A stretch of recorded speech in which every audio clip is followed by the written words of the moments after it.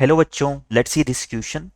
If tangent to the curve x equal to 80 square y equal to 280 is perpendicular to x axis, then its point of contact is option a comma a, option b 0 comma a, option c a comma 0 and option d 0 comma 0.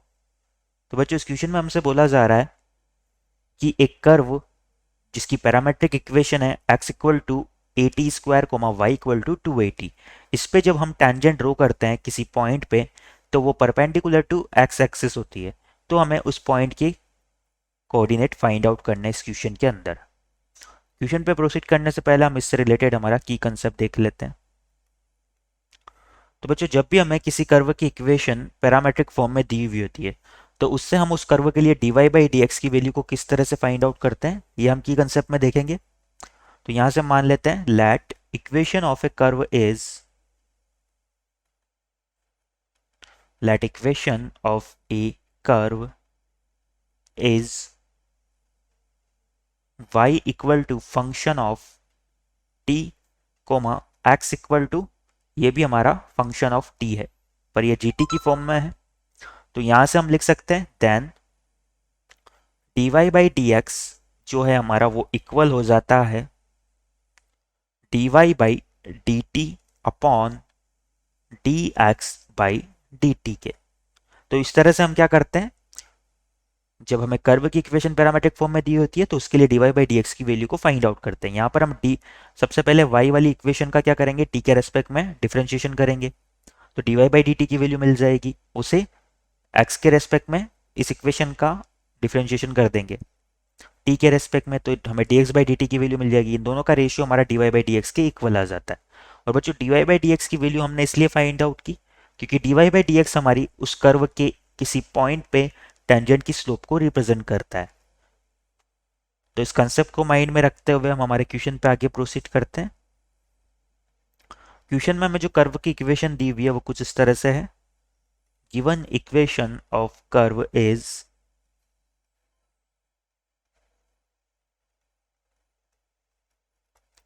x equal to 80 square comma y equal to 280.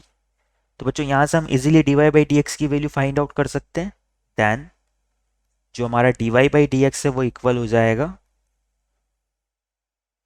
dy by D T upon D X by D T के.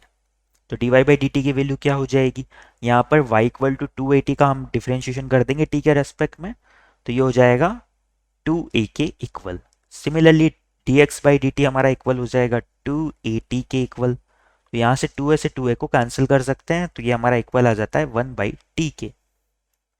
इसे हम equation 1 नाम दे देते हैं. जो हमारा dy by D x है वो निकल के आया कर्व के लिए 1 बाई टी के equal. Now dy by D X जो है कर्व के किसी पॉइंट पे उसकी टेंजेंट की स्लोप को रिप्रेजेंट कर रही है. क्वेश्चन में हमसे बोला जा रहा है कि हमें उस पॉइंट के कोऑर्डिनेट फाइंड आउट करने हैं जहां पर टेंजेंट जो है परपेंडिकुलर टू एक्स एक्सिस हो जाती है.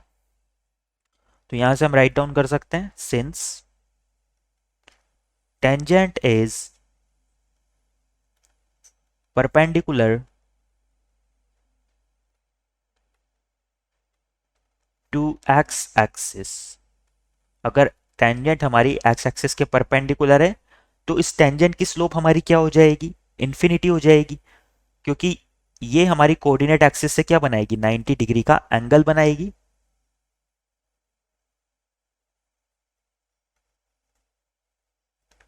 तो यहां से हम लिख सकते हैं देन स्लोप ऑफ टेंजेंट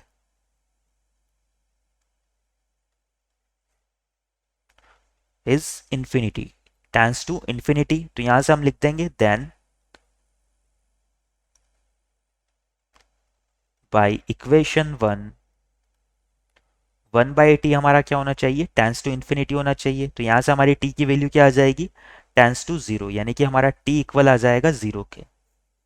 इस वैल्यू को हम कर्व की इक्वेशन में पुट कर देते हैं तो हमारे पास पॉइंट ऑफ कॉन्टेक्ट के कोऑर्डिनेट आ जाएंगे. तो यहां से हम लिख सकते हैं then point of contact is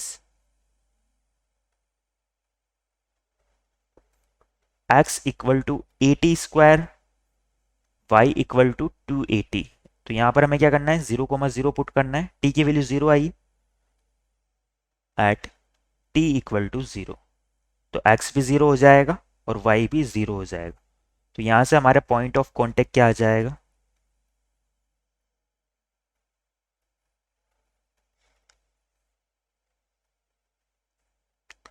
0,0। और यही हमारा इस क्वेश्चन के रिगार्डिंग फाइनल आंसर भी हो जाएगा। एक बार हमारे ऑप्शंस देख लेते हैं हम। तो इस क्वेश्चन के रिगार्डिंग हमारा ऑप्शन डी 0,0 ये करेक्ट हो जाएगा। Our final answer is option D.